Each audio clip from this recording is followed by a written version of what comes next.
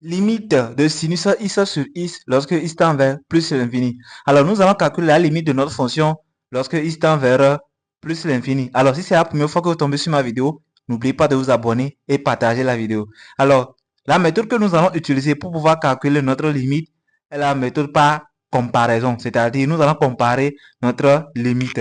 Alors, pour commencer, on sait que moins 1 est inférieur ou égal sinus x est inférieur ou égal 1.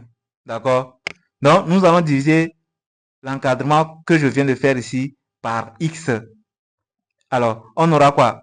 Moins 1 sur x inférieur ou égal sinus x sur x inférieur ou égal 1 sur x.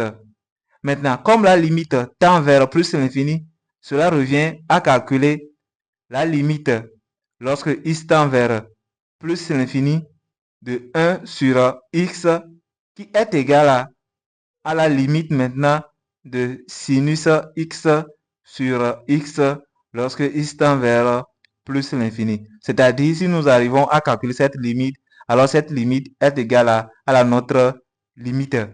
Donc, la limite de 1 sur x lorsque x tend vers plus l'infini, ça nous donne déjà, on aura réel sur 0. Pardon, réel sur infini. Donc, réel sur infini, ça nous donne 0.